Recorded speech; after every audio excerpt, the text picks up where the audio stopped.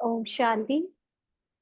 आज की मुरली 23 सितंबर 2024।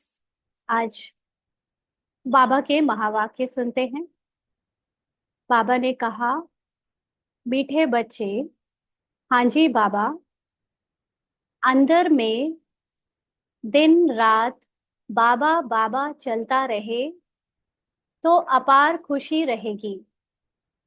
बुद्धि में रहेगा, बाबा हमें कुबेर का खजाना देने आए हैं। तो अंदर में दिन रात बाबा बाबा चलता रहे।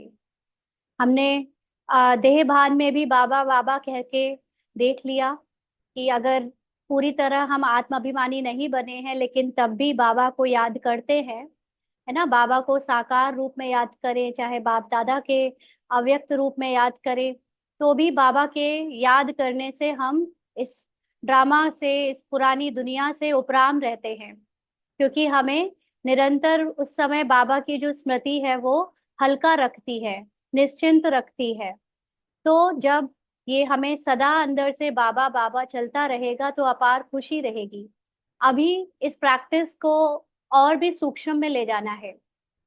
अभी तक हम बाबा बाबा ऐसे कहते जरूर थे, लेकिन अब उसमें अपने को आत्मा समझना शायद भूल जाते थे, है ना। अब इस प्रैक्टिस को और गहराई से लेना है। और बाबा बाबा कहने का मतलब अंदर ही अंदर बाबा को जब भी याद करना है तो अपने को आत्मा साथ में याद करके याद रखना है कि बाहर की दुनिया में जो ड्रामा चल रहा है वो केवल एक एक्ट है, केवल किरदार रोल प्ले कर रहे हैं। सोल्स अपने रोल को प्ले कर रही है, ना कि ये सत्य है। तो इससे क्या होगा, अपार खुशी रहेगी, है ना। कैसा भी रोल सामने से आए, कोई भी परीक्षा आए, विघ्न आए, कोई सामने कितना भी विकट परिस्थिति दिखे, लेकिन अंदर से पता रहेगा कि ये सब तो एक्ट चल रहा है, साइड सीन है, ड्रामा है। तो अंदर बाबा बाबा कहते यानी अपने को आत्मा याद करते और बाबा के साथ कंबाइंड समझते खुद को। ऐसा लगेगा जैसे कुबेर का खजाना मिल रहा है। कुबेर का खजाने का मतलब क्या है? कुबेर का खजाने का मतलब ये नहीं कि आपको कोई सोने की ईंटें मिलेंगी या रत्न मिलेंगे, लेकिन ये सूक्ष्म बात है कि कुबेर का खजाना मतलब बाबा ने जो हमें ज्ञान दिया है और जो हमें स्मृति दी है अपने सत्य स्वरूप की, उससे हम अब हर परिस्थिति में, कैसी भी ड्रामा में जो परेशानी आए, चाहे देवभान की बातें आए, हम उस ज्ञान से कितनी जल्दी उसको क्रॉस कर लेते हैं और अंदर से खुशी कितनी रहती है।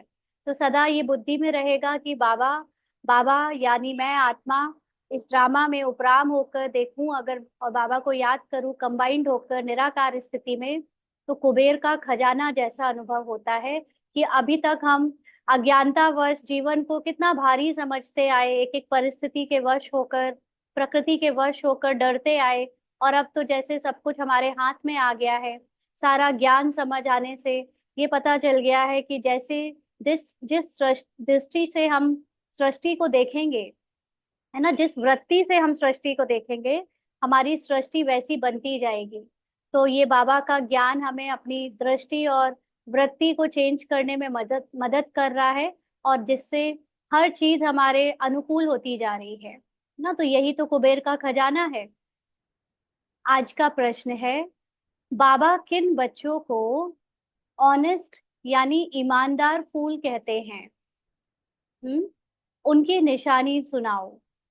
बाबा भले ही जानता है कि बच्चे सत्य स्वरूप में तो पवित्र हैं, लेकिन ड्रामा में जो ब्राह्मण का पार्ट मिला है उसमें जब बच्चों को बाबा के साथ सच्चाई सफाई से रहना है, बाबा के प्रति वफादार और ईमानदार रहना है, तब बाबा अपने बच्चों में किन बच्चों के पार्ट को देखकर ऑनेस्ट या ईमानदार फूल कहते हैं, उनकी निशानी सुनाओ। तो बाबा ने उत्तर दिया, ऑनेस्ट फूल वह हैं जो कभी भी माया के वश नहीं होते हैं, माया की खिटपिट में नहीं आते हैं। ऐसे ऑनेस्ट फूल लास्ट में आते भी पास जाने का पुरुषार्थ करते हैं। वह पुरानों से भी आगे जाने का लक्ष्य रखते हैं, अपने अवगुणों को निकालने के पुरुषार्थ में रहते हैं। दूसरों के अवगुणों को नहीं देखते। हाँ, तो बाबा के जो बच्चे माया के वश नहीं होते, अर्थात जो बच्चे कभी भी ड्रामा के वश नहीं होते, उनकी ड्रामा की पहचानों से कोई अटैचमेंट नहीं है ना। जो भी सीन आ रहे हैं, जो भी ड्रामा में एक एक घटनाएं घटती है, जो बच्चे उन घटनाओं में फंसते नहीं, उनसे दिल शिकस्त नहीं होते, अपना रास्ता नहीं बदलते, और वो कभी भी हार नहीं मानते, है ना, ऐसे बच्चे जो अपने अवगुणों को निकालने का पुरुषार्थ करते हैं, माना कोई भी घटना घटे, परिस्थिति आए, तो उन्हें अपने पार्ट में जो कमियां है वो उस पर अंतर्मुखी होकर चिंतन चलता है, ना कि दूसरों को ब्लेम करेंगे, ना दूसरों को देखेंगे, है ना। ऐसे बच्चे ऑनेस्ट बच्चे होते हैं। ईमानदार फूल बाबा ऐसे बच्चों को कहता है, और वो सदा आगे जाने का लक्ष्य रखते हैं ना। कई बच्चों को माया की खिटपिट में फंसना मतलब ड्रामा में नई नई पहचानों से फंस जाना।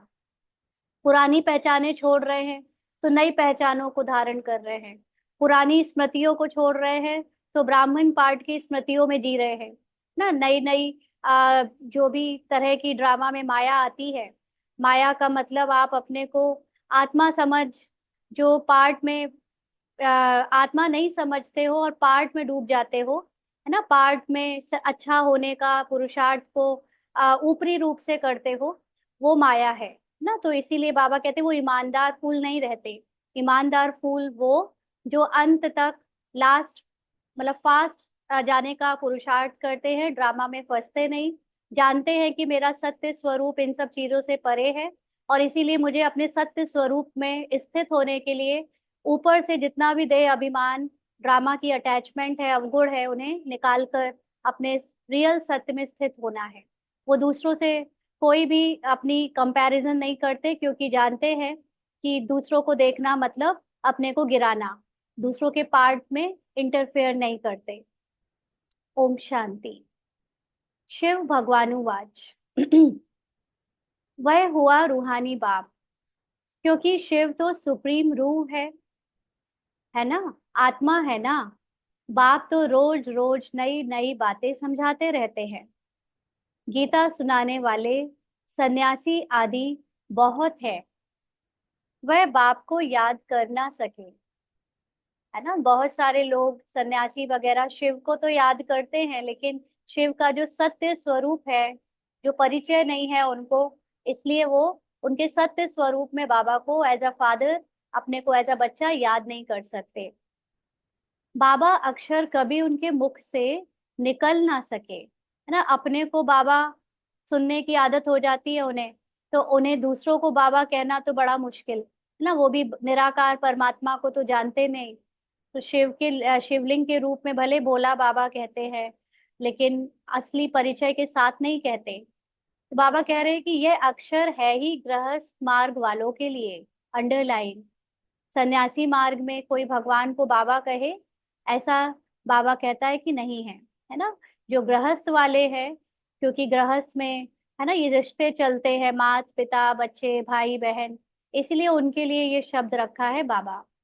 वह तो है निर्वृत्ति मार्ग वाले, वह ब्रह्म को ही याद करते हैं, है ना। वो तो सारे रिश्ते तोड़ देते हैं, रिश्ते छोड़कर तोड़कर जंगलों में जाकर अपने आप को इस शरीर से भी परे करने की कोशिश करते हैं, इसलिए जो ब्रह्मांड है, ब्रह्म है, तत्व है ना, उसको याद करते हैं। मुख से कभी शिव बाबा नहीं कहेंगे ना। लौकिक माँ बाप को छोड़ आते हैं तो फिर कोई दूसरा माँ बाप भी नहीं बनाएंगे, क्योंकि उन्हें रहता है कि ये देह की दुनिया या कोई भी संबंध हमें उनको उनके लक्ष्य तक पहुंचने नहीं देगी, इसलिए वो कभी भी भगवान को बाप के रूप में नहीं देखते हैं। भले तुम जांच करो, बाबा कह रहे हैं जाओ देखाओ, चेक कराओ, समझो। बड़े बड़े विद्वान सन्यासी चिन्मया आनंद आदि गीता सुनाते हैं, ऐसे नहीं कि वह गीता का भगवान श्री कृष्ण को समझ उनसे योग लगा सकते हैं, नहीं। वह तो फिर भी ब्रह्म के साथ योग लगाने वाले ब्रह्म ज्ञानी व तत्व ज्ञानी हैं। उनका योग जो है, भले ही कृष्ण की गीता सुनाते हैं, लेकिन याद किसको करते हैं? ब्रह्म को, तत्व को। श्री कृष्ण को कभी कोई बाबा कहे यह हो नहीं सकता। तो श्री कृष्ण गीता सुनाने वाला बाबा तो नहीं ठहरा ना। शिव को सब बाबा कहते हैं क्योंकि वह सब आत्माओं का बाप है। सब आत्माएं उनको पुकारती हैं परम पिता परमात्मा। वह है सुप्रीम, परम है क्योंकि परम धाम में रहने वाला है।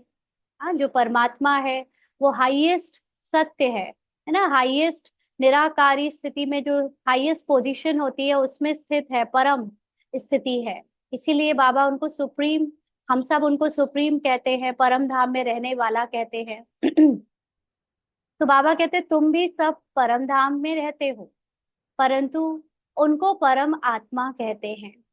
हम भले ही ओरिजिनल रूप में परमधाम वासी हैं, यानी हमारे अंदर भी वैसे ही बाबा के समान गुण शक्तियां हैं, हमारा रूप भी वैसा है, लेकिन हम हमेशा परम नहीं रहते, है ना। हम पार्ट के अनुसार हमारा जो स्मृति है वो चेंज होती जाती है, जबकि बाबा की स्मृति सदा परम होने की होती है।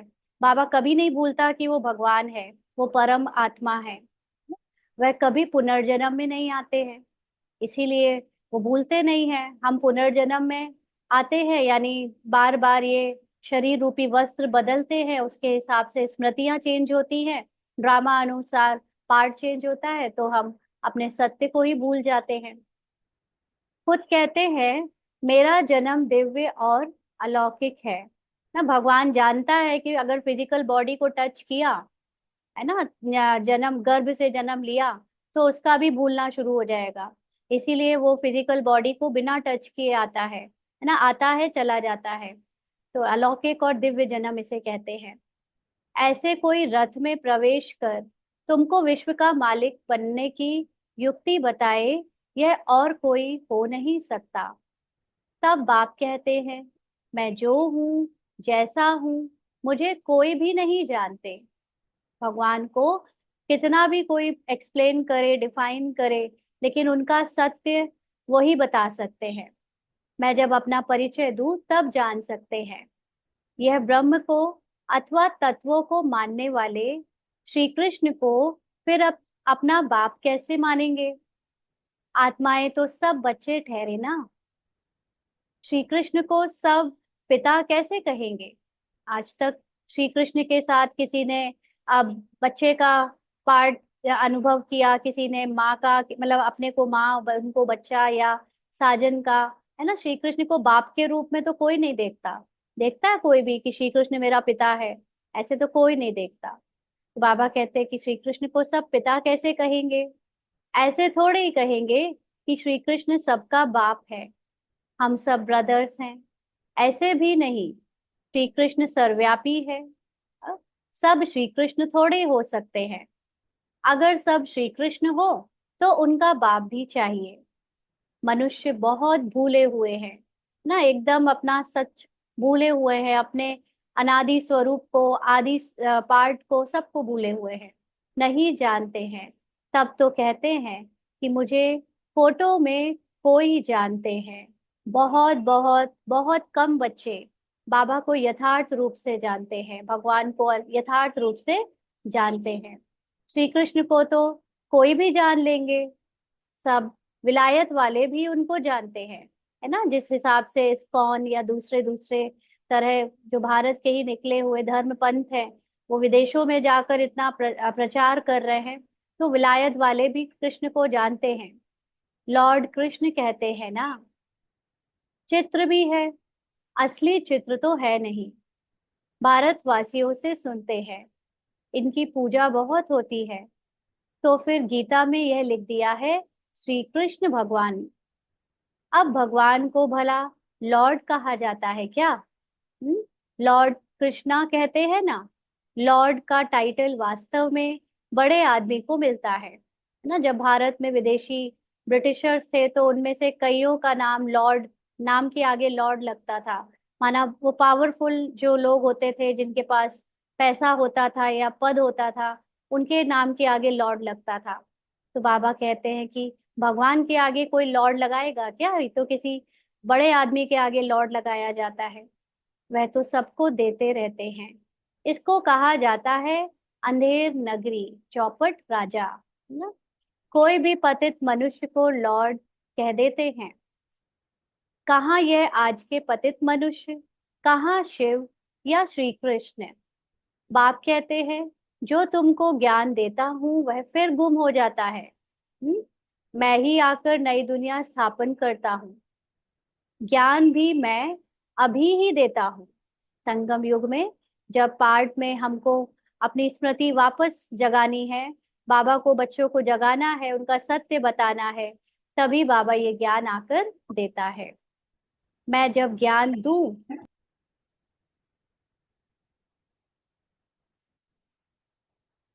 बाबा कहते, मैं जब ज्ञान दूं तभी बच्चे सुने, मेरे बगैर कोई सुना ना सके। ना तो बच्चे सुने माना आत्मा जागे, आत्मा सुने। अभी तो मनुष्य जब मनुष्य को कितना भी ज्ञान दे रहा था तो देहभान ही सुन रहा था। देह में जो डूबा हुआ मन है वो सुनता था। ना आत्मा जागने के लिए, आत्मा के साथ आत्मा जैसी कोई आइडेंटिटी आए तब तो जगाए, तब तो हमें वैसा अनुभव कराए। तो जो स्वयं सदा ही निराकार स्थिति में स्थित रहता है, वो आकर जब हमें ये हमारा सत्य बताता है तब आत्माएं जागती हैं। ना तो ये आत्मा का ज्ञान उनके बगैर कोई और सुना ना सके, जानते ही नहीं। क्या सन्यासी शिव बाबा को याद कर सकते हैं? ना कोई कितना भी शिव बाबा को भगवान के हिसाब से महाकाल या अलग अलग टाइटल से एक्सप्लेन करता था, लेकिन ये किसी ने नहीं बताया कि शिव बाबा हम आत्माओं का पिता है। और यहाँ तक कि हम आत्माएं हैं, ये बहुत कोई जानते थे पहले के समय में भी, है ना। बहुत पहुंचे हुए सन्यासी या ऋषि मुनि ये समझते थे, लेकिन निराकार बाप शिव बाबा हमारा पिता है ये तो किसी ने भी नहीं बताया था आज तक। तो बाबा कहते हैं, क्या सन्यासी शिव बाबा को याद कर सकते हैं? वह कह भी नहीं सकते कि निराकार गॉड को याद करो। कभी सुना है? ना भले ही वो शिवोहम कहे या शिव का नाम ले, लेकिन उनको निराकार रूप में देखो और आत्मा के बाप के रूप में देखो, वो कभी नहीं कह सकते। बहुत पढ़े लिखे मनुष्य भी समझते नहीं हैं। अब बाप समझाते हैं, श्री कृष्ण भगवान नहीं, मनुष्य तो उनको ही भगवान कहते रहते हैं। कितना फर्क हो गया है। बाप तो बच्चों को बैठ पढ़ाते हैं, वह बाप टीचर गुरु भी है। शिव बाबा सबको बैठ समझाते हैं। ना समझने के कारण त्रिमूर्ति में शिव रखते ही नहीं, है ना। ब्रह्मा विष्णु शंकर दिखा देते हैं और शंकर और शिव को मिला देते हैं, इसलिए शिव को अलग से उन तीनों का रचयिता के रूप में ऊपर बिंदु रूप में दिखाते ही नहीं। ब्रह्मा को रखते हैं, जिसको प्रजापिता ब्रह्मा कहते हैं, प्रजा को रचने वाला, परंतु उनको भगवान नहीं कहेंगे।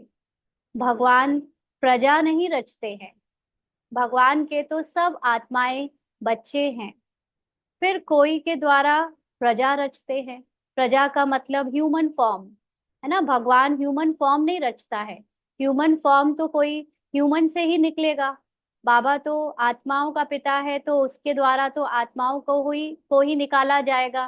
तो ये शरीर में डूबे हुई आत्माएं जो अभी तक अपने आप को पार्ट समझती थी, शरीर समझती थी, किरदार की पहचाने समझती थी, उनको किरदार से बाहर निकालना, पार्ट से बाहर निकालना, है ना, ये आत्मा के रूप में स्थित करना। इसीलिए ये काम केवल भगवान करता है और वो आत्माओं को ही निकालता है, आत्माओं को ही जगाता है। बाकी मनुष्यों को निकालना, मनुष्यों को पैदा करना, अपना बच्चा बनाना, ये तो प्रजा रचना जो काम है ये तो कोई मनुष्य ही करेगा। तुमको किसने अडॉप्ट किया? बाबा पूछ रहे हैं। ब्रह्मा द्वारा बाप ने अडॉप्ट किया। हम्म, तो ब्राह्मण जब बनेंगे तभी तो देवता बनेंगे, है ना। देवता और ब्राह्मण में यही सिमिलैरिटी होती है कि ब्राह्मण देवता बनने के पहले जो सोल कॉन्शियस स्थिति है, आत्माभिमानी स्थिति है, उसका अभ्यास करते हैं। और जो जितना अच्छा अभ्यासी हो जाता है, जो जितना इस स्थिति में स्थित हो जाता है, वो सतयुग में, त्रेता युग में वैसा देवता बनता है ना, उतना ऊंचा पद पाता है। इसलिए जो सोल कॉन्शियस स्टेज का अभ्यास ही नहीं कर रहा है, वो कैसे देवता बनेगा। तो ब्राह्मण में भी जो ब्रह्मा को अपना बाप मानेगा वही ब्राह्मण कहलाएगा। तो बाबा कहते हैं यह बात तो तुमने कभी नहीं सुनी है, प्रजापिता का भी जरूर पार्ट है, एक्ट चाहिए ना, इतनी प्रजा कहाँ से आएगी ना। ये भी ड्रामा में 5,000 साल की जो एक बनी बनाई स्क्रिप्ट है, उसमें प्रजापिता ब्रह्मा का भी एक्ट चला, जिसमें इतने सारे बच्चों को निकालना, ज्ञान सुनाना, ये सब कुछ हुआ है ना। नहीं तो कहाँ से बनाएंगे इतने सारे बच्चों को एक जैसा, सोल कॉन्शियस स्टेज का ज्ञान फिर कहाँ से देंगे। कुक वंशावली भी तो हो ना सके, वह कुक वंशावली ब्राह्मण कहेंगे कि हमारा तो सरनेम है ब्राह्मण, नाम तो सबका अलग अलग है। प्रजापिता ब्रह्मा तो कहते ही तब है जब शिव बाबा इनमें प्रवेश करें। यह नई बातें हैं। बाप खुद कहते हैं मुझे कोई जानते नहीं, सृष्टि चक्र को भी नहीं जानते, है ना। ड्रामा में हर चीज कैसे नूंधी हुई है, कब क्या था, अभी क्या होने वाला है, ये सब कोई भी नहीं जानते। तब तो ऋषि मुनि सब नेति नेति कह गए हैं ना। ऋषि मुनियों ने क्या समझा कि जिसको जाना ना जा सके वो नेति नेति परमान, हम भगवान को भी नहीं जानते, हम संसार के आदि मध्य अंत को भी नहीं जानते, ऐसे कह के गए हैं। ना परमात्मा को ना परमात्मा की रचना को जानते हैं। बाप कहते हैं जब मैं आकर अपना परिचय दूं तभी जाने। इन देवताओं को वहां यह पता थोड़ी पड़ता है हमने यह राज्य कैसे पाया, इनमें ज्ञान होता ही नहीं। पद पा लिया फिर ज्ञान की दरकार नहीं, ज्ञान चाहिए ही सद्गति के लिए। सद्गति का मतलब दुखों से मुक्ति, है ना। संसार में रहते हुए कोई ये सोचे कि हम दुखों से मुक्त हो जाएं, हो ही नहीं सकता जब तक उसको सत्य ज्ञान नहीं है ना। अनेक आत्माओं ने संसार से निकलने का ही पुरुषार्थ किया, संसार के जन्म मरण से छूटने का पुरुषार्थ किया, मोक्ष पाने का पुरुषार्थ किया। क्यों? क्योंकि उन्हें लगता था कि ये तो सुख तो जो है कागविष्टा के समान है ना, ये तो पाया ही नहीं जा सकता इस संसार में। क्योंकि राम ने भी दुख पाया, कृष्ण ने भी दुख पाया, जब अच्छे अच्छे भगवान को भी दुख मिला तो फिर हम कौन है, हम इस दुख की दुनिया में रहना ही नहीं चाहते, हमको निकल जाना है ना। ऐसा सोचकर सब पुरुषार्थ में मोक्ष के लिए कामना करते रहे। तो संसार में रहते सुख पाना ये भगवान का ही काम है ना। भगवान आए, ज्ञान दे, सत्य समझ दे, तो फिर हमारी सद्गति हो। ये बड़ी समझने की गुह्य बातें हैं, समझदार ही समझे ना। कई बार जिनको ये कोर्स कराते हैं और या जो भी थोड़ा जानते हैं बाबा का ज्ञान, वो ये कहते हैं तो क्या हो जाएगा, आत्मा जान जाएंगे तो हाँ ठीक है, आत्मा है परमात्मा है तो क्या हो गया, दुख तो मिल ही रहा है ना। मतलब वो उस आत्मा की स्थिति में स्थित होना और उस स्थिति से स्थित होने के बाद जो अनुभव होना, उससे अभी भी बहुत परे है ना। कितने कितने लाखों लोगों ने ब्रह्मा कुमारी का ज्ञान लेकर अपने अपने कामों में लौट गए हैं, या बहुत सारे जो बच्चे काम कर भी रहे हैं, बाबा की मुरली भी सुनते हैं, रेगुलर स्टूडेंट भी हैं, अभी तक वो भी उस आत्मा की स्थिति में स्थित नहीं हो पाए हैं ना। जान गए हैं, एक दूसरे को आत्मा आत्मा बोलेंगे, आत्मा की डिटेल बताएंगे, लेकिन अभी तक वो आत्मा मैं ही हूँ उसमें स्थित होकर कैसा अनुभव होता है, वो शायद ही कोटों में कोई को अनुभव हुआ है ना। तो इसीलिए ये ज्ञान जो है वो भगवान जब जो निराकार है जब वो आता है और जो निराकारी स्थिति में अभ्यास करता है तभी वो दुखों से मुक्त हो सकता है। नहीं तो ब्राह्मण जीवन में भी दुख तो मिलते ही है ना। ब्राह्मण जीवन में भी एक्सपेक्टेशंस, नई नई पहचाने, आए दिन उतार चढ़ाव, कुछ ना कुछ आत्माओं को माया में फंसा देता है, और वो कभी छोड़ रहे हैं, कभी दिल शिकस्त हो रहे हैं, कभी कुछ हो रहा है। तो ब्राह्मण जीवन में भी वो जो 21 जन्मों में से एक जन्म का बाद बोला है जीवन मुक्ति, अनेक अनेक अनुभव नहीं कर पाते ना, क्योंकि अभी भी यहाँ पर ब्राह्मण पार्ट से पहचान बनी हुई है। तो ये ज्ञान जब सत्य रूप में जिसने अनुभव कर लिया वो सद्गति को पाते हैं। यह बड़ी समझने की गुह्य बातें हैं, समझदार ही समझे। बाकी जो बूढ़ी बूढ़ी माताएं हैं उनमें इतनी बुद्धि तो है नहीं, वह भी ड्रामा प्लान अनुसार हर एक का अपना पार्ट है ना, जिसको जितना समझ पाना है उसको पार्ट भी फिक्स मिला है। ऐसे तो नहीं कहेंगे कि हे ईश्वर इनको बुद्धि दो। सबको एक जैसी बुद्धि हम दे तो सब नारायण बन जाएंगे।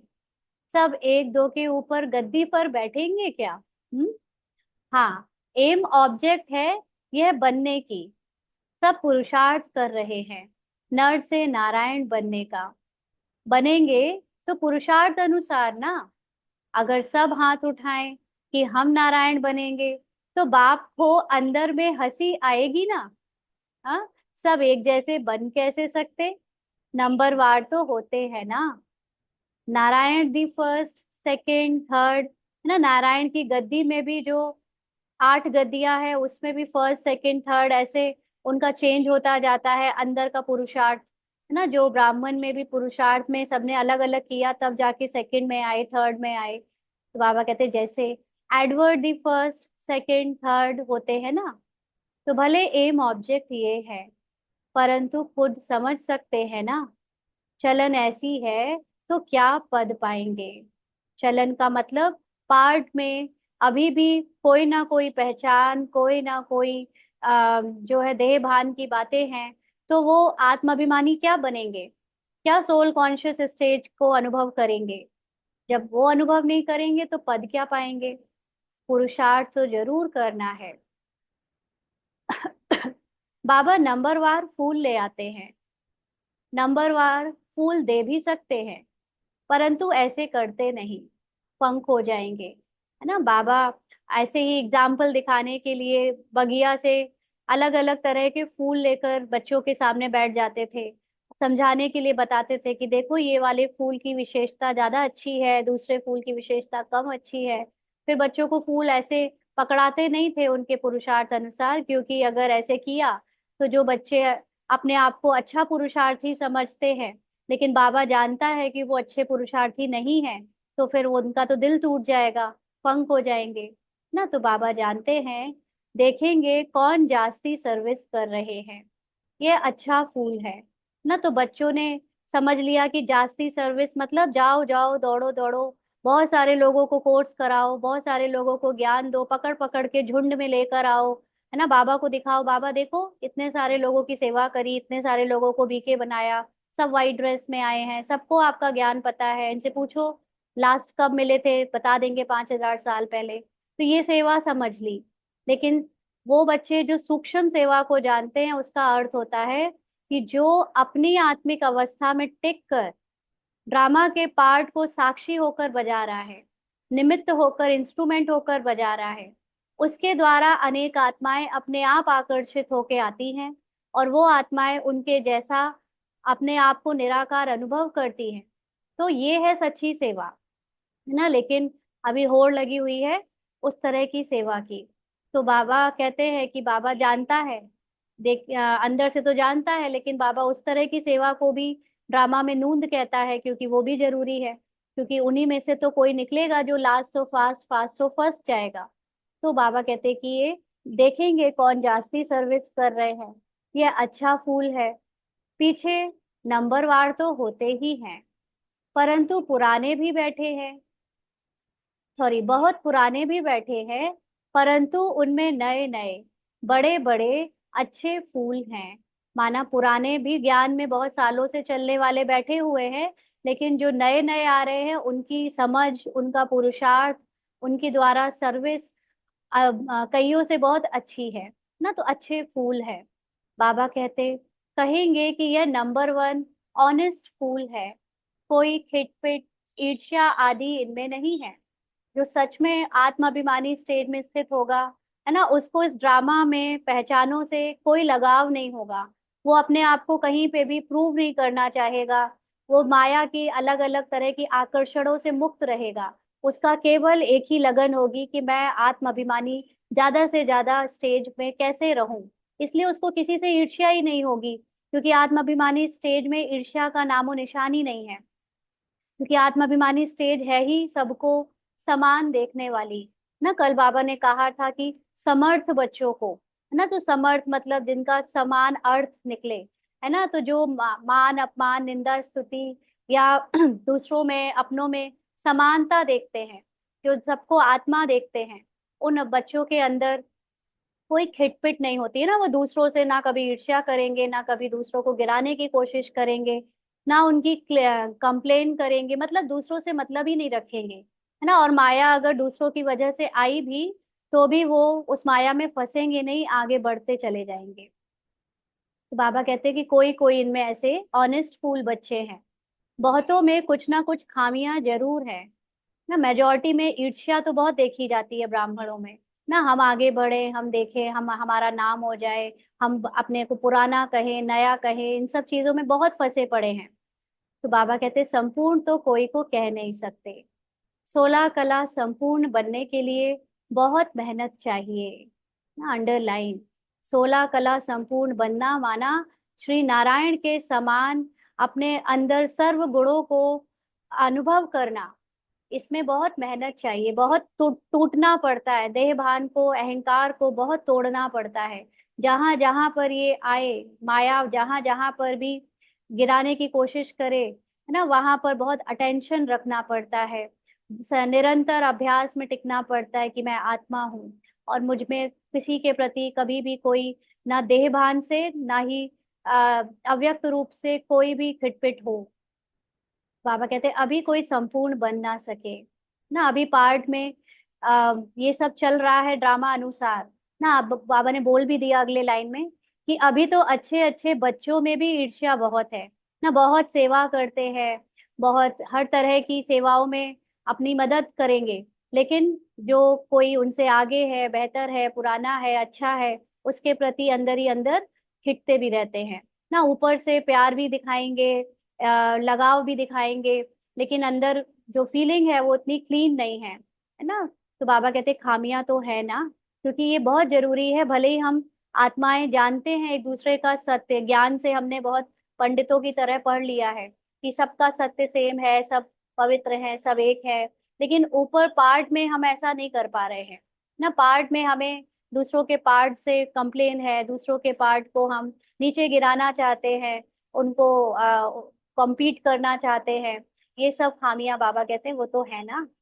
बाप जानते हैं कि सब किस किस प्रकार का पुरुषार्थ कर रहे हैं, दुनिया वाले क्या जाने। देखो ना, दुनिया वाले तो समझते हैं कि ब्रह्मा कुमारी दूसरों को छुड़ा रही हैं इन विकारों से, और अभी खुद ही अंदर कितने डूबे पड़े हैं, ये दुनिया वाले क्या जाने। तो बाबा जानते हैं कि बाबा के बच्चों में भी अभी बहुत कुछ चल रहा है। वह तो कुछ समझते नहीं, बहुत थोड़े समझते हैं। गरीब झट समझ जाते हैं। बेहद का बाप आया हुआ है पढ़ाने, उस बाप को याद करने से हमारे पाप कट जाएंगे। हम बाप के पास आए हैं, बाबा से नई दुनिया का वर्षा जरूर मिलेगा। नंबरवार तो होते ही हैं, 100 से लेकर 1 नंबर तक, परंतु बाप को जान लिया, थोड़ा भी सुना, तो स्वर्ग में जरूर आएंगे। अंडरलाइन, जिन जिनको लगता है ना कि हमारे घर वालों का क्या होगा, तो सबके घर में जो जो ऑनलाइन सुन रहे हैं, जरूर कभी ना कभी तो उन लोगों के घर वालों ने भी ज्ञान थोड़ा सा ही सही लेकिन सुना तो होगा, है ना। और अगर उन्होंने निराकार बाप को और अपने को आत्मा जान लिया, तो वो स्वर्ग में आ जाएंगे, भले ही फिर कोई भी पद पाए। तो 21 जन्मों के लिए स्वर्ग में आना कोई कम है क्या? लेकिन 21 जन्मों में तो वही आएगा, है ना, जिसने पूरा पुरुषार्थ किया है। ऐसे तो नहीं कोई मरता है तो कहेंगे कि 21 जन्म के लिए स्वर्ग में गया। स्वर्ग है ही कहाँ? स्वर्ग कोई दूसरा ग्रह या कोई दूसरा स्थान तो है नहीं, यहीं पर है। तो बाबा कहते कितनी मिसअंडरस्टैंडिंग कर दी है। बड़े बड़े अच्छे लोग भी कहते हैं फलाना स्वर्ग पधारा। स्वर्ग किस कहते किसको है? अर्थ कुछ भी नहीं समझते। यह सिर्फ तुम ही जानते हो तुम भी मनुष्य, परंतु तुम ब्राह्मण बने हो, अपने को ब्राह्मण ही कहलाते हो। तुम ब्राह्मणों का एक बाप दादा है। तो सन्यासियों से भी तुम पूछ सकते हो कि यह जो महावाक्य वह भगवानुवाच है कि देह सहित देह के सब धर्म छोड़ मामेकम याद करो, क्या यह श्री कृष्ण कहते हैं मामेकम याद करो? हाँ, मामेकम का मतलब मुझ एक को याद करो या मेरे मन को अपने से मिलाओ। हाँ, तो ये क्या श्री कृष्ण कहते हैं? ऐसा सन्यासियों से पूछ सकते हो। तुम श्री कृष्ण को याद करते हो क्या? तो कभी नहीं हाँ कहेंगे, वहां ही प्रसिद्ध हो जाएं। है ना? अगर ऐसा हिम्मत रखकर सबके सामने इस तरह का प्रश्न करें, तो जो भी ये हिम्मत करेगा वो वहीं प्रसिद्ध हो जाएगा। तुम बेचारी अबलाएं जाती हैं, परंतु बेचारी अबलाएं जाती हैं, वह क्या जाने। वह अपने फॉलोअर्स के आगे क्रोधित हो जाते हैं। है ना? बहनें माताएं जो शुरू में सन्यासियों के पास जाती थी, हमारी दादियां वगैरह, तो कोई भी बताता था अपने बाबा के बारे में या उनसे प्रश्न करता था, तो सन्यासियों का या आज भी पंडितों का तो काम ही है, थोड़ा सा भी उनके ज्ञान को रिफाइन करने के लिए उनसे प्रश्न कर लो तो उनका अहंकार इतना हर्ट हो जाता है ना? तुरंत क्रोधित हो जाते हैं।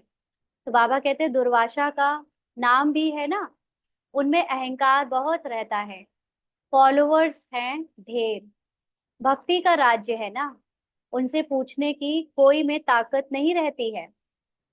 नहीं तो उनको कह सकते हैं कि तुम तो शिव बाबा की पूजा करते हो, अब भगवान किसको कहेंगे? क्या ठिक्कर भित्तर में भगवान है? आगे चल इन सब बातों को समझेंगे ना। अब तो ढेरों सन्यासी, ढेरों मठ मठ पंथ के सभी को बाबा का परिचय मिला, सभी मानते हैं, और सभी ने तो ना सही, लेकिन कुछ ने तो बाबा के सत्य परिचय को स्वीकारा भी है ना। तो अभी नशा कितना है सभी पुजारी, पूज्य नहीं कहेंगे। बाप कहते हैं मेरे को विरला ही कोई जानते हैं, मैं जो हूँ जैसा हूँ, तुम बच्चों में भी विरले कोई एक्यूरेट जानते हैं। उनको अंदर में बहुत खुशी रहती है, यह तो समझते हैं ना, बाबा ही हमको स्वर्ग की बादशाही देते हैं। कुबेर के खजाने मिलते हैं। हाँ, कुबेर के खजाने तो खास ये ज्ञान का खजाना है ना, ज्ञान से हमें जैसे ही ये अपना सत्य पता चला तो उस दिन मुक्ति मिल गई, कितने सारे बंधनों से, झूठी धारणाओं से, बिलीफ सिस्टम से मुक्ति मिल गई। अल्लाह अव्वल दीन का भी खेल दिखाते हैं ना, ठका करने से खजाना मिल गया ना। अलादीन की स्टोरी है, उसने वो रगड़ा वो क्या जिन्न का वो जो होता था उसको, तो उसको खजाना मिल गया, वो खुल गया गुफा और अंदर चला गया उसमें। बहुत खेल दिखाते हैं। खुदा दोस्त बादशाह क्या करते थे, उस पर भी कहानी है। पुल पर जो आता था उनको एक दिन की राजाई देकर रवाना कर देता था। यह सब है कहानियां। अभी बाप समझाते हैं खुदा तुम बच्चों का दोस्त है, इनमें प्रवेश कर तुम्हारे साथ खाते पीते हैं, खेलते भी हैं। हम्म? शिव बाबा का और ब्रह्मा बाबा का रथ एक ही है, तो जरूर शिव बाबा भी खेल तो सकते होंगे ना। बाप को याद कर खेलते हैं, तो दोनों इसमें है अंडरलाइन। अगर बाबा को याद कर कर कुछ भी करते हो तो दोनों वो काम कर रहे हैं, कंबाइंड हो गए ना। कंबाइंड होने का मतलब क्या है? कि वो उनकी शक्ति आपके द्वारा यूज हो रही है ना, आप निमित्त बन गए और आपके द्वारा फिर जो भी कराया जाएगा करा जाएगा, उसमें भगवान की शक्तियां मिक्स्ड होंगी। तो बाबा को याद कर खेलते हैं तो दोनों इसमें है तो दो ना, बाप और दादा, परंतु कोई भी समझते नहीं है, यानी सुप्रीम सोल और सुप्रीम सोल से नेक्स्ट सोल। तो परंतु कोई भी समझते नहीं है। कहते हैं रथ पर आए, तो वह फिर घोड़े गाड़ी का रथ बना दिया है ना, उन्होंने कृष्ण को दिखा दिया घोड़े गाड़ी में बैठा हुआ। ऐसे भी नहीं कहेंगे कि श्री कृष्ण में शिव बाबा बैठ ज्ञान देते हैं, वह फिर कह देते हैं श्री कृष्ण भगवानुवाच। ऐसे तो नहीं कहते ब्रह्मा भगवानुवाच, नहीं, ये है रथ, शिव भगवानुवाच ना। वो भगवान एक ही है, शिव है, और केवल वही बोल रहा है। भले ही ब्रह्मा के मुख से बोल रहा है, तो भी ये नहीं कहेंगे कि ब्रह्मा भगवानुवाच ना, कहेंगे शिव भगवानुवाच, क्योंकि इंस्ट्रूमेंट की अपनी कोई उसमें लेन देन नहीं है। जो भी बताया जा रहा है वो कंप्लीटली भगवान का ज्ञान है। बाप बैठ तुम बच्चों को अपना और रचना के आदि मध्य का परिचय, आदि मध्य अंत का परिचय और ड्यूरेशन बताते हैं। तो रचना के आदि मध्य अंत का मतलब ड्रामा का, ड्रामा की स्टार्टिंग, ड्रामा का मीडियम, मिड क्या हुआ, ड्रामा का लास्ट क्या हो रहा है, होना है, ये सब बताते हैं। ड्यूरेशन कितनी होती है ड्रामा की, आत्मा परमात्मा सब। जो बात कोई भी नहीं जानते, सेंसिबल जो होंगे वह बुद्धि से काम लेंगे। सन्यासियों को तो सन्यास करना है। तुम भी शरीर सहित सब कुछ सन्यास करते हो। जानते हो कि यह पुरानी खाल है, हमको तो अब नई दुनिया में जाना है। हम आत्मा यहाँ की रहने वाली नहीं है। ऐसा किसी को अनुभव होता है? कितनों को अनुभव होता है कि हम आत्मा यहाँ की रहने वाली नहीं है? हाँ, अपने को दुनिया से अलग मेहमान जैसा कौन कौन समझता है? चैट पर लिख के बताओ कि अभी भी दुनिया ही अपनी लगती है। हाँ, याद दिलाना पड़ता है ये ज्ञान से कि हम यहाँ से नहीं वहां से आए हैं। या किसी को रियल में ऐसा, ना सिर्फ अभी से लेकिन पहले से भी लगता था कि हम इस दुनिया को बिलोंग नहीं करते? है कोई ऐसा? हाँ, अंजू बहन को लगता है ऐसे, और किस किस को लगता है? दीक्षा बहन को, और बस दो तीन लोगों को ही लगता है क्या? हम्म। अच्छा, चलो, अच्छी बात है जिस जिसको लगता है। Very good. जब ऐसा लगेगा तब तो फिर दुनिया से जल्दी जल्दी छूटेंगे। जब पार्ट में बहुत भूख होता है तब तब तो पक्का लगता है। दुख में सबको लगता है, हाँ? ऐसे नहीं लगता? ऐसे कभी अनुभव नहीं हुआ नॉर्मल लाइफ में भी कि हमारी सोच, हमारा चाल चलन दूसरों से अलग है, हम दूसरों के जैसे नहीं थे पहले भी? हाँ, ऐसे है कोई? बीच बीच में याद आता है। चलो, गुड है। बाबा के बच्चों को होना चाहिए ना ये अनुभव में आना चाहिए कि पहले भी हम बाकियों से तो अलग ही थे। ऐसे तो संसार की पूरे 800 करोड़ आत्माएं या उनसे ज्यादा सभी इस दुनिया की नई है ना? लेकिन जो खास इस ज्ञान को अनुभव भी कर रही हैं, वो बाबा के बच्चे उतने ही अच्छे से पुरुषार्थ करेंगे। तो बाबा कहते हैं, जो बात कोई भी नहीं जानते, सेंसिबल जो होंगे वह बुद्धि से काम लेंगे। सन्यासियों को तो सन्यास करना है। तुम भी शरीर सहित सब कुछ सन्यास करते हो। अच्छा, ये लाइन हो गई थी। तो शरीर सहित सब कुछ सन्यास क्या क्या करते हैं हम? तन मन धन, ना, समय, संकल्प, और यहाँ तक कि संस्कार, जो भी पुरानी स्मृतियां हैं, हर चीज बाबा को सौंप देते हैं। वैराग आ जाता है, सन्यास करते हैं। जानते हो ये पुरानी खाल है, हम तो अब नई दुनिया में जाना है हमको। हम आत्मा यहाँ की रहने वाली नहीं है, यहाँ पार्ट बजाने आए हैं। हम रहवासी परम धाम के हैं, यह भी तुम बच्चे जानते हो।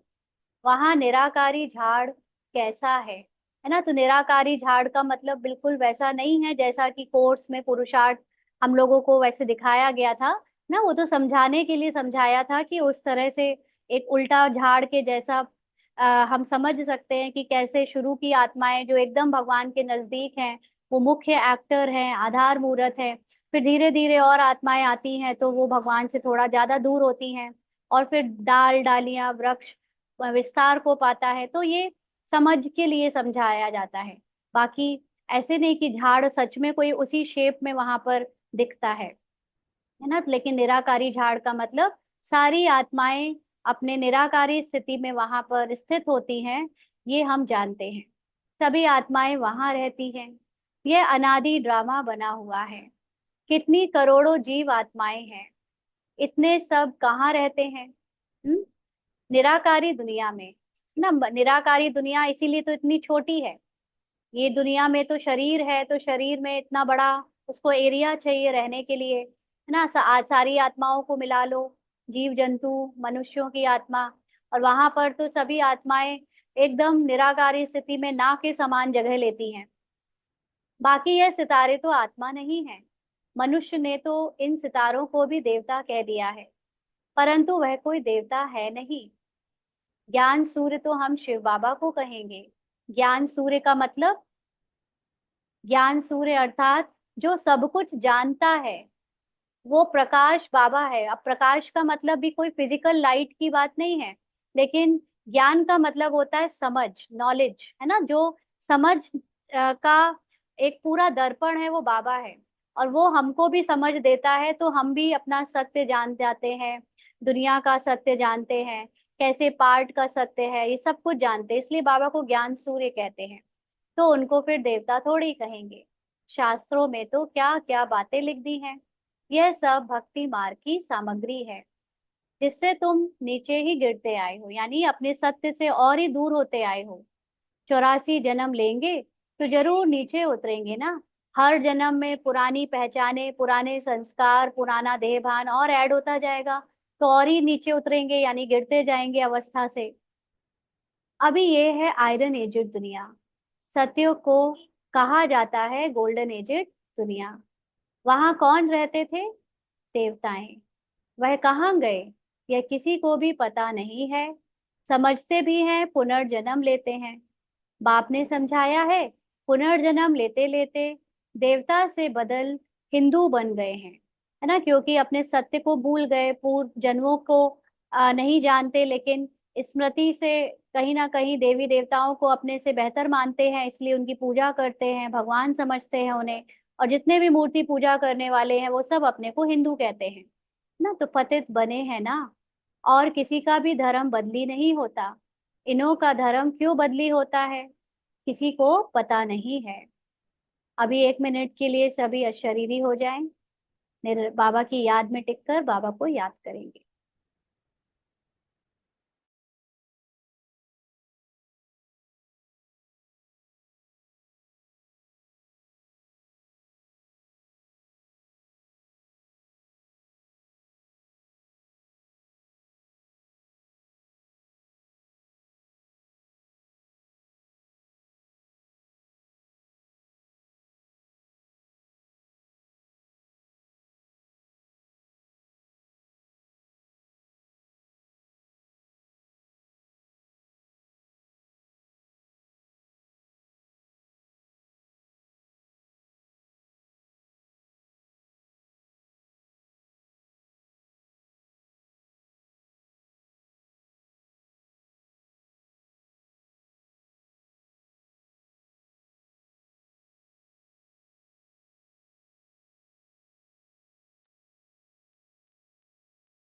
आगे बाबा कहते हैं,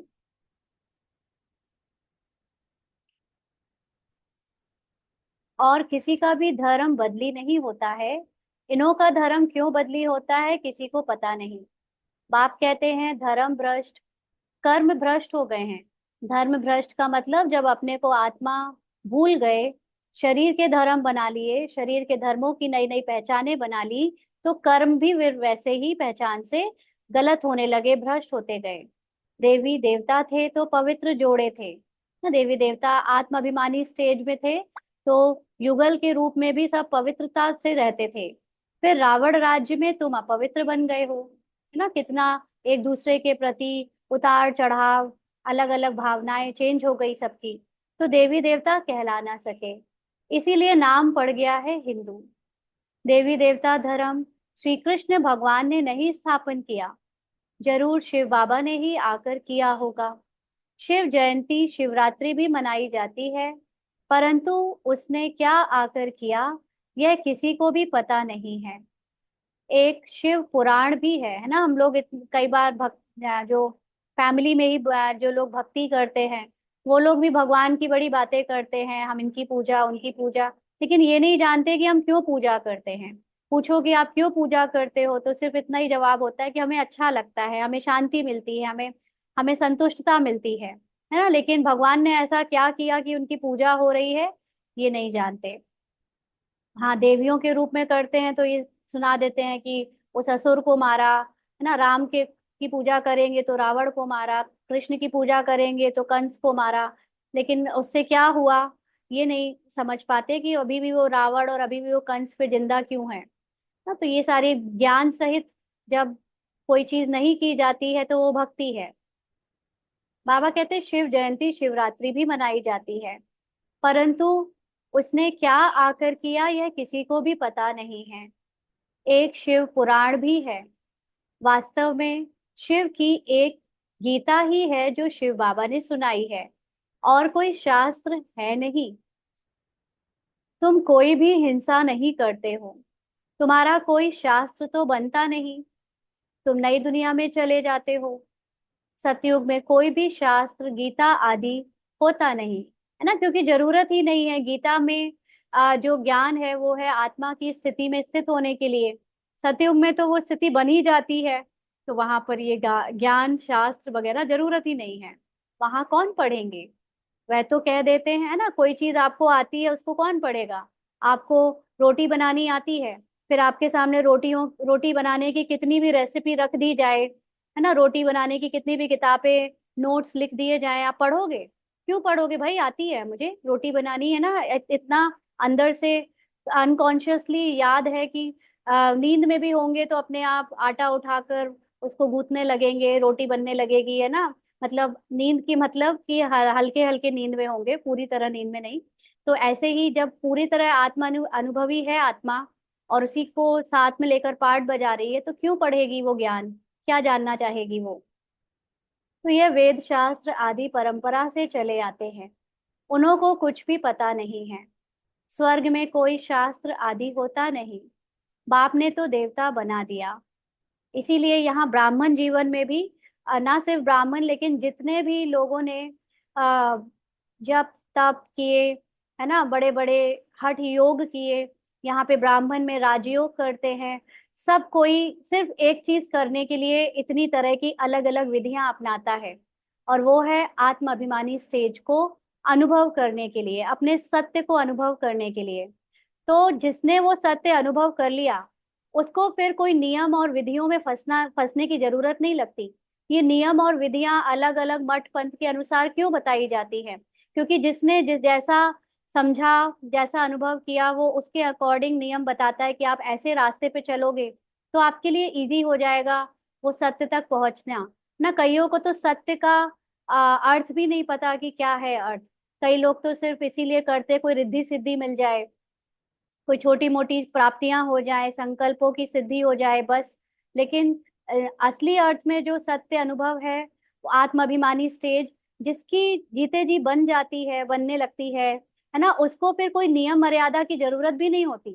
ये जो हम लोग ब्राह्मण जीवन की भी नियमों में जो अपने को फंसाते हैं ना, वो भी सिर्फ इसीलिए क्योंकि वो एक विधि है जिससे हम बहुत इजीली उसमें घर गृहस्थी में रहते हुए पहुंच जाएं। लेकिन एक बार अनुभव कर लिया, फिर कई लोग कहते हैं कि अब योग हम वैसे करें कि नहीं करें, या ऐसा करें कि नहीं वैसा करें। फिर उनको खुद आत्मा अनुभव हो गया, आत्मा में स्थित हो गए, फिर आपको क्या बताने की जरूरत है कि क्या करो क्या नहीं करो? ये तो डेस्टिनेशन तक पहुंचने के लिए अलग अलग रास्ते थे, आप पहुंच गए, अब क्या बताया जाए, है ना। आपको तो अब पता है कि अब क्या हो आप। तो ये लेकिन स्टेज बहुत कम लोगों की होती है ना, कई बार पहुंचे हैं नहीं रास्ते में, अभी तक भटक रहे हैं, लेकिन सोचा कि बस हो गया अभी तो, है ना, तो ऐसे भी नहीं करना है। बाबा कहते स्वर्ग में कोई शास्त्र आदि होता नहीं, बाप ने तो देवता बना दिया, सबकी सदगति हो गई, फिर शास्त्र पढ़ने की क्या दरकार है? वहां शास्त्र होते नहीं। अभी बाप ने तुम्हें ज्ञान की चाबी दी है, जिससे बुद्धि का ताला खुल गया है। पहले ताला एकदम बंद था, कुछ भी समझते नहीं थे। अच्छा, मीठे मीठे सिकी लदे बच्चों प्रति माता पिता बाप दादा का याद प्यार और गुड मॉर्निंग। रूहानी बाप की रूहानी बच्चों को नमस्ते। हम रूहानी बच्चों की रूहानी बाप दादा को याद प्यार, गुड मॉर्निंग और नमस्ते बाबा। शुक्रिया, थैंक यू बाबा। धारणा के लिए मुख्य सार। पहला पॉइंट, किसी से भी ईर्ष्या आदि नहीं करनी है। खामियां निकाल संपूर्ण बनने का पुरुषार्थ करना है। पढ़ाई से ऊंच पद पाना है। हम्म? शरीर सहित सब कुछ संन्यास करना है। किसी भी प्रकार की हिंसा नहीं करनी है। अहंकार नहीं रखना है। हम लोगों ने अभी कुछ दिन पहले एक हिंसा के बारे में समझा था, है ना, कि दूसरों को पार्ट के रूप में देखना, ये भी हिंसा है, जिसको बहुत कम लोग जानते हैं, है ना। ये हमने काम कटारी हिंसा समझ लिया, हमने किसी को मारना पीटना, गलत अपशब्द बोलना हिंसा जान लिया। लेकिन हम जब दूसरों के पार्ट से उनको देखते हैं, तो ये भी हिंसा है ना। लेकिन ब्राह्मण जीवन में कई बार हम लोग जो है पार्ट का अहंकार रखते हैं ना, ये नहीं समझते कि कोई कुछ भी कर रहा है, वो भगवान उसको उससे करा रहा है, या उसको निमित्त इंस्ट्रूमेंट बनाकर आगे बढ़ाकर सिर्फ अपने काम करा रहा है ना। तो हमें पर्सन आइडेंटिटी से ईर्ष्या हो जाती है, पर्सनल आइडेंटिटी से थोड़ा नफरत हो जाती है, या अपने आप को हम अहंकार में दिखाते हैं कि हम फला फला है, हमसे भगवान निमित्त बनकर करवा रहा है, तो वो भी अहंकार नहीं रखना है ना। तो शरीर सहित सब कुछ संन्यास करना माने कि अपना जो भी देह भान का अहंकार है, चाहे कोई आइडेंटिटी है, पहचान है, उसका भी संन्यास करना है। आज का वरदान है, अविनाशी और बेहद के अधिकार की खुशी व नशे द्वारा सदा निश्चिंत भव। अविनाशी और बेहद के अधिकार की खुशी व नशे द्वारा सदा निश्चिंत भव। बाबा ने समझाया, दुनिया में बहुत मेहनत करके अधिकार लेते हैं, आपको बिना मेहनत के अधिकार मिल गया। बच्चा बनना अर्थात अधिकार लेना, वाह मैं श्रेष्ठ अधिकारी आत्मा। इस बेहद के अधिकार के नशे और खुशी में रहो तो सदा निश्चिंत रहेंगे। यह अविनाशी अधिकार निश्चित ही है। जहाँ निश्चित होता है वहाँ निश्चिंत होते हैं। अपनी सर्व जिम्मेवारियां बाप हवाले कर दो तो सब चिंताओं से मुक्त हो जाएंगे ना, जिसको कहते हैं समर्पण बुद्धि। जो जितना ज्यादा बाबा को अपना सब कुछ समर्पण करके पाठ बजाएगा, वो उतना ही चिंताओं से मुक्त हो जाएगा। क्योंकि दुनिया में तो हर चीज में बड़ी मेहनत लगती है ना। कोई बच्चों को भी अगर फिजिकल बॉडी के जो माँ बाप हैं, उनसे अगर अधिकार लेना है तो कई बार कोर्ट केस कर रहे हैं, कभी उनसे लड़ रहे हैं, झगड़ रहे हैं, तब अधिकार मिल रहा है। यहाँ पर तो संसार में जिस भगवान से अभी तक लोग हठ योग करके कुछ कुछ अधिकार मांगते आए, भक्ति करके अधिकार मांगते आए, व्रत जब तप करके अधिकार मांगा, वहां पर बाबा को सिर्फ अपना पिता मान लेने से, यानी खुद को आत्मा समझ लेने से सर्व अधिकार प्राप्त हो जाते हैं। और वो जो निश्चित कि हम बाप के बच्चे हैं, आत्मा परमात्मा की संतान है, ये जो निश्चित बात है, इससे ऑटोमेटिकली अधिकार लेने के लिए हम निश्चिंत हो जाते हैं, है ना। इसीलिए अपनी सारी जिम्मेवारियां आत्मा की दृष्टि में अनुभव करते हुए फिजिकल बॉडी की सारी जिम्मेवारियां बाबा को सौंप दो तो चिंताओं से मुक्त हो जाएंगे, यानी समर्पण हो जाओ। ड्रामा में पार्ट अनुसार जो बजता है वो बजने दो। आप सिर्फ अपने को बाबा का बच्चा समझकर, आत्मा समझकर याद रखो और उनके प्यार में समाये रहो। स्लोगन है, जो उदार चित विशाल दिल वाले हैं वही एकता की नींव है। यज्ञ में चाहे बाहर की दुनिया में, जिन्होंने सबके लिए प्यार रखा, सबको अपने अपना समझा, और जिन्होंने सब विशाल दिल यानी क्षमा करी सबको, है ना, सबके लिए समदृष्टि रखी, वही आज पूरे संसार को भी बीच एकता में बांधते हैं। और चाहे यज्ञ में भी ऐसी बहुत कम आत्माएं हैं जो सबको एक बनाकर चलती हैं, है ना। नहीं तो बंटवारा, नहीं तो दिल शिकस्त, और बार बार ईर्ष्या द्वेष बांटना, ये सब अधिकतर करते हैं। क्यों? क्योंकि अपना पर्सनल कहीं ना कहीं स्वार्थ होता है ना, और देहभान होता है। लेकिन जो जितना ज्यादा आत्माभिमानी होगा, जिसकी सोल कॉन्शियस स्टेट जितनी अच्छी होगी, वो उतना ही उदारचित और विशाल दिल वाला होगा। सबको साथ लेकर माफ करता हुआ ना, सबकी भिन्नता में भी एकता देखता हुआ चलेगा, और ऐसे ही एकता की नींव होते हैं। अच्छा, आज के अव्यक्त इशारे हैं। अनेक प्रकार की कामनाएं सामना करने में विघ्न डालती हैं। जब यह कामना रखते हो कि मेरा नाम हो, मैं ऐसा हूं, मेरे से राय क्यों नहीं ली, मेरा मूल्य क्यों नहीं रखा, तब सेवा में विघ्न पड़ते हैं। इसीलिए मान की इच्छा को छोड़ स्वमान में टिक जाओ, तो मान परछाई के समान आपके पिछाड़ी आएगा।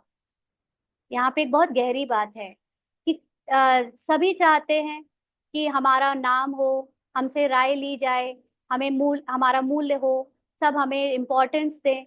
लेकिन ये जो इच्छा है, इस इस इच्छा में उनके अंदर जो एक विशेषता होनी चाहिए, जो कि बाबा ने अव्यक्त इशारे में बोली, स्लोगन में बोली कि उदार चित और विशाल दिल वाले, है ना। तो वो विशाल दिल और उदार चित नहीं होते। इच्छा बड़ी बड़ी रखते हैं कि हमें भी सब रिस्पेक्ट दे, हमारा भी नाम हो, लेकिन दिल उनका बहुत छोटा होता है ना। सबको समान रूप में देख नहीं पाते, प्यार दे नहीं पाते। तो ऐसी आत्माओं को सामना करने में भी बहुत डर लगता है, क्योंकि कहीं उनसे उनका कोई नाम छीन ना ले, उनसे कोई उनकी पहचान ना ले ले। तो सामना करने का मतलब क्या होता है? सामना करने का मतलब अपनी बात को रखना, अपनी बात को बिना किसी आ, उत्तेजित हुए कहना, बताना, है ना। और वो हम क्यों नहीं कर पाते? क्योंकि कोई ना कोई कामना है कि अगर हमने इनका सामना कर लिया तो कहीं ये हमें हम हार ना जाएं, कहीं हम इनसे इनकी बात ना माननी पड़ जाए। तो ऐसे में जब कोई कामना रखकर हम सेवाओं में आते हैं, और उसमें भी मैं मेरापन, कोई ना कोई स्वार्थ रहता है, तब सेवा में विघ्न पड़ते हैं। इसीलिए सेवा बार बार रुकती है, या सेवाओं में उतार चढ़ाव, मन मुटाव होता है। इसीलिए मान की इच्छा छोड़कर स्वमान में टिक जाओ, क्योंकि आत्मा की स्थिति में उसको ना तो मान चाहिए, ना नाम चाहिए, ना कोई उसको किसी के पार्ट से प्रॉब्लम है, ना ईर्ष्या है, ना द्वेष है, क्योंकि यहाँ पर आत्मा है ही निरसंकल्प।